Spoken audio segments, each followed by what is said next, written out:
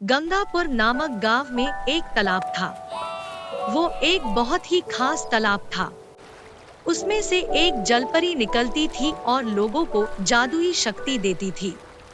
लोग तालाब के पास बैठकर जलपरी का इंतजार करते थे कि कब जलपरी निकलेगी और शक्ति देगी। उस तालाब के पास एक छोटी सी कुटिया थी और उसी कुटिया में दो साधु रहा करते थे। उन दोनों साधुओं ने जल परी को देखा था और उस वक्त जल परी ने उन दोनों साधुओं को एक बहुत ही खास, अद्भुत और अनोखी शक्ति दी थी। बाबा जी प्रणाम। हाँ बेटा, बोलो क्या बात है। बाबा जी कृपा कर दीजिए। हाँ बच्चे, बताओ क्या समस्या है। आप लोगों को जलपरी ने तो खास शक्ति दी है, वैसे ही शक्ति मुझे भी दिलवा दीजिए ना। हाँ हाँ हाँ हाँ। वाह बेटा, तुमने कितनी आसानी से कह दिया कि तुम्हें भी हमारी जैसी शक्तियां जलपरी से चाहिए। मगर तुम ये भूल रहे हो कि हमने कितनी कड़ी तपस्या की है, तब जाकर हमें ये शक्ति मिल पाई है। बाबा जी मैं जानता हूँ, आप कहिए तो सही, मैं भी कड़ी से कड़ी तपस्या करूँगा, मगर बस एक बार मेरी ये इच्छा पूरी कर दीजिए। अच्छा ठीक है बेटा, हम इस पर विचार जरूर करेंगे। अभी तुम जाओ। दरअसल उन दोनों की अद्भुत शक्ति ये थी कि वो तालाब के पानी के बीचों बीच चल सकते थे, वो भी बिना किसी सहारे के। और ये शक्ति उस तालाब में रह रही जल परी ने उन्हें दी थी। कल गांव के सभी लोग हमारी अद्भुत शक्ति देखने आने वाले हैं। यह कौन सी नई बात है? हर कुछ दिनों पर तो कोई न कोई यह देखने आते ही हैं।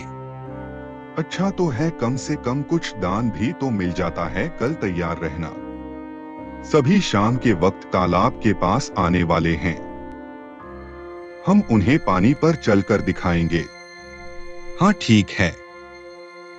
गांव के सभी लोग उस तालाब के पास भीड़ लगा देते हैं और दोनों साधु का इंतजार करने लगते हैं।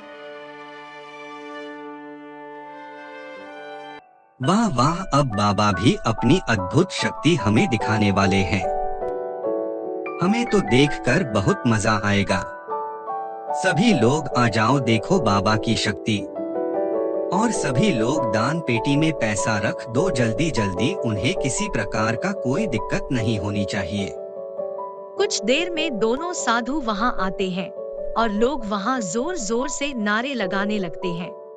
बाबा जी की जय, बाबा जी की जय।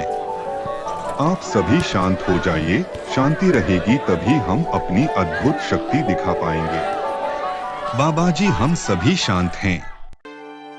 बाबा जी आप लोग अपनी अद्भुत शक्ति दिखाइए। दोनों साधु अपनी अपनी आंखें बंद करते हैं और मंत्र पढ़ना शुरू करते हैं। सभी लोग गौर से दोनों बाबाओं को देख रहे थे। कुछ मिनट तक मंत्र पढ़ने के बाद दोनों पानी पर उतरते हैं। हर हर महादेव। पहले एक साधु पानी पर चलता है, उसके बाद दूसरा। इस दृश्य को देख सभी जोर जोर से तालियां बजाने लगते हैं। यहाँ पर बाबा जी ने कमाल कर दिया है। ऐसी शक्ति तो दुनिया में किसी के पास नहीं होगी। आप लोगों के अलावा तो हमने कभी किसी को पानी पर चलते नहीं देखा। धन्य हो आप लोग, धन्य हो। लोग वहीं खड़े हो जाते हैं और दोनों साधुओं को बार बार पानी पर चलकर दिखाने को कहते हैं। बस बस आज के लिए इतना ही। अगर आप सभी को हमारी ये शक्ति अच्छी लगी हो तो कृपया अपनी इच्छा से जितना बन पड़े उतना दान करके ही जाइएगा। सभी लोग पैसा दोनों साधुओं के नाम दान करके चले जाते हैं। वाह, आज तो सभी ने दिल खोलकर दान किया है। हाँ बस आगे भी इसी तरह ये गांव वाले हमें दान करते रहें। दोनों साधुओं ने गांव वालों को बताया था कि जितना भी दान मिलता है गरीबों में बांटा जाता है, जिस वजह से गांव वाले ज्यादा पैसे दान किया करते थे। एक दिन को दोनों साधु पैसों की गिनती कर रहे थे। तभी एक आदमी उनकी कुटिया के बाहर आता है, बाबा जी करके चिल्लाने लगता है। अरे यार, तुम बाहर जाओ और देखो कौन आया है। तभी एक साधु कुटिया से बाहर आता है। बाबा जी मेरी मदद कीजिए। कैसी मदद? क्या मैं कुटिया के अंदर आकर आपको सारी बात बता सकता हूँ, नहीं तो कोई सुन लेगा। अभी थोड़ी देर बाहरी ही इंतजार करो। इस तरह से बाबा जी को मनाकर राघव कुटिया के अंदर चला जाता है। तब तक बाबा जी ने सारे पैसे हटा दिए होते हैं। अरे तुम कौन हो? अचानक अंदर कैसे घुस आए?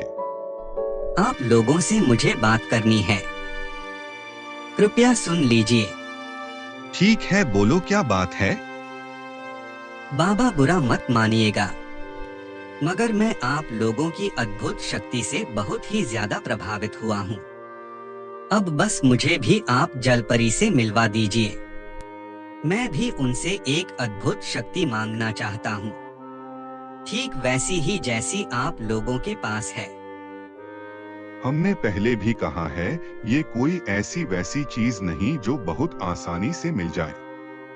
इसके लिए कड़ी तपस्या की जरूरत पड़ती है। बाबा आप लोग जैसा कहेंगे एकदम वैसा ही करूँगा, बस मेरी इच्छा पूरी कर दीजिए। अच्छा ठीक है, जाओ, सोच समझकर बताएंगे। इतना कहने पर राघव वहाँ से चला जाता है। इस तरह से उन साधुओं के पास बहुत सारे गांव वाले रोज आते और जलपरी से मिलने व अद्भुत शक्ति प्राप्त करने की बात कहते। अरे ये गांव वाले तो नाक में दम कर दिए हैं। हर रोज कोई न कोई आ जाता है जलपरी से मिलने के लिए। आखिर कब तक ऐसा चलेगा, मुझे तो कुछ समझ में नहीं आ रहा है। अब तो मुझे लगता है इन सभी को जलपरी से मिलवाना ही पड़ेगा। क्या सच में तुम्हें पता है? तुम क्या बोले जा रहे हो? हाँ बिल्कुल, जब सभी मान नहीं रहे तो यही करना पड़ेगा। एक नारायण नाम का आदमी दोनों साधुओं के पास आता है और जलपरी से मिलकर अद्भुत शक्ति पाने की बात कहता है। तुम्हें जलपरी से मिलना है न? चलो हम तुम्हारा ये काम करेंगे। मगर जैसा कि पहले भी मैंने कहा था, यह कोई आसान काम नहीं। आप दोनों जैसा कहेंगे मैं वैसा ही करूँगा। अच्छा ठीक है, इसमें जो भी सामान लिखा वो लेकर आओ। जलपरी के लिए पूजा पाठ करना होगा, तभी जलपरी आएगी। अरे 25 किलो चावल, 15 किलो आटा, 5 लीटर तेल, 4 लाल साड़ी, 4 डब्बा चूड़ी, 2 सोने की कान की बालियां। इतना सारा सामान मैं अचानक कैसे खरीदूंगी? चलो जलपरी से मिलने के लिए इतना तो कर ही सकता हूँ। कोई बात नहीं, बस एक बार मुझे वो अद्भुत शक्ति मिल जाए। नारायण वहाँ से चला जाता है और बाबा जी के बताए हुए सभी पूजा सामग्री बाजार से खरीद कर लाता है। उसके बाद बाबा जी नारायण से फिर सामान मंगवाते हैं। बाबा, अब मेरे पास एक भी पैसा नहीं बचा है कि मैं और सामान ला सकूं। बेटा, अब तुम्हें कोई सामान लाने की जरूरत नहीं है। कल से हम लोग हवन करना स्टार्ट करेंगे। इस तरह से दोनों साधु नारायण के साथ मिलकर हवन करवाते हैं। तभी नारायण बोलता है, बाबा जी जाकर देखे तालाब के किनारे जलपरी आई होगी। नहीं बेटा, हवन के 9वें दिन जलपरी आएगी, तुम चिंता मत करो। इस तरह से नारायण हवन करके शाम को चला जाता था। दोनों साधु उस सामान को बेचकर बहुत सारा पैसा इकट्ठा कर लिए थे। एक दिन दोनों साधु अपने कुटिया में पैसे को गिन रहे थे और कह रहे थे कि कैसे गांव वाले बेवकूफ हैं, हम लोगों के कहने में आ जाते हैं। चलो उससे क्या, हम लोगों को सिर्फ पैसा मिलना चाहिए। ये सारी बातें कुटिया के बाहर से राघव सुन रहा था। सभी बातें उसको समझ में आ गई कि ये साधु गांव वालों को कैसे बेवकूफ बनाते हैं। अगले दिन दोनों साधु तालाब के पानी पर चलने वाले ही थे। तभी, अगर आप सभी सचमुच पानी पर चल सकते हैं तो आइए यही पास वाले तालाब के पानी पर चलकर दिखाइए। ये सुन सभी गांव वाले हैरान हो जाते हैं और राघव को बोलने लगते हैं। ये क्या बोले जा रहे हो? हाँ, ये कोई नया काम थोड़े ही कर रहे हैं। अगर ऐसा ही है तो मेरे बात को स्वीकारे और उस तालाब के पानी पर चलकर दिखाए। बाबा जी चलकर दिखा दीजिए दूसरे तालाब के पानी पर। इस राघव की बोलती बंद हो जाए। इस तरह से गांव वाले राघव को गलत साबित करने के लिए दोनों साधुओं को दूसरे तालाब पर ले जाते हैं।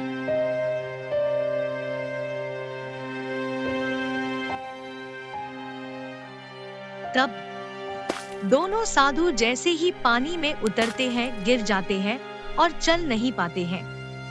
दोनों साधु बाहर निकलकर दोबारा करते हैं, पर बार बार करने पर भी वो पानी पर चल नहीं पाते हैं। अब गांव वाले सब समझ जाते हैं और उसी तालाब पर दोनों साधु को लाते हैं। राघव सही कह रहा था, इन लोगों के पास कोई अद्भुत शक्ति नहीं है। राघव खुद तालाब में कूद जाता है और चलकर दिखाने लगता है। गांव वाले दंग रह जाते हैं।